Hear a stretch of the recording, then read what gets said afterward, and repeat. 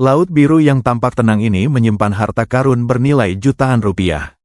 Tapi bukan emas atau mutiara, melainkan seekor ikan yang bisa menjadikan nelayan kaya dalam semalam, yaitu tuna. Dari perairan dalam di Samudra Hindia, hingga meja lelang di Tokyo, harga seekor tuna bisa mencapai ratusan juta rupiah. Tapi, bagaimana sebenarnya perjalanan seekor tuna dari laut sampai menjadi sajian mewah di restoran dunia? Inilah kisah luar biasa, perjalanan tuna dari samudra ke pasar dunia. Di tengah lautan, nelayan menggunakan pancing ulur atau longline untuk menangkap tuna. Saat seekor tuna besar menggigit umpan, tarikan pada tali terasa luar biasa kuat.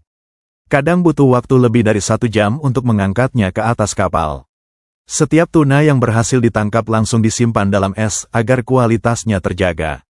Karena sedikit saja salah penanganan, harga jualnya bisa anjlok drastis. Setelah sampai di pelabuhan, ikan-ikan tuna langsung dibawa ke tempat pelelangan. Disinilah kualitas menjadi penentu harga. Petugas akan memotong sedikit bagian ekor untuk memeriksa warna dagingnya. Warna merah cerah menandakan kualitas terbaik. Tuna berkualitas ekspor segera dibekukan pada suhu minus 60 derajat Celcius sebelum dikirim ke luar negeri. Indonesia adalah salah satu eksportir tuna terbesar di dunia. Dari Bali, tuna-tuna segar dikirim ke Jepang, Amerika Serikat, dan Uni Eropa. Di Tokyo, pasar ikan legendaris Toyosu Market menjadi tempat lelang tuna terbesar di dunia. Seekor tuna biru dari Samudra Pasifik bisa terjual hingga ratusan juta rupiah. Di sana, daging tuna dinilai bukan hanya karena rasanya, tapi juga simbol prestise dan kemewahan.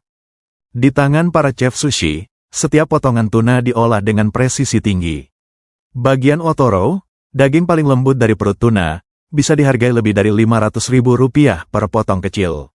Dari laut Indonesia hingga restoran berbintang di Tokyo atau New York, perjalanan tuna adalah bukti bagaimana hasil laut bisa menghubungkan dunia.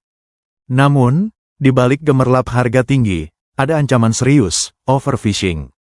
Populasi tuna sirip biru terus menurun karena penangkapan berlebihan. Banyak nelayan kecil kini harus berlayar lebih jauh demi mendapatkan hasil tangkapan. Pemerintah dan organisasi dunia mulai menerapkan kuota tangkapan dan mendorong penangkapan berkelanjutan.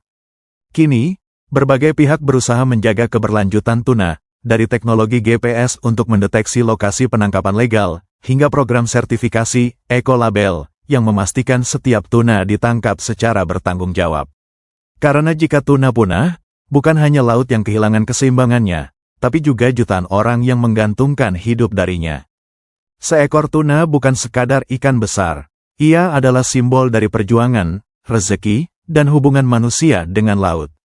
Dari Samudra Hindia hingga pasar Tokyo, setiap siripnya menyimpan kisah tentang kerja keras, ketelitian, dan keberlanjutan.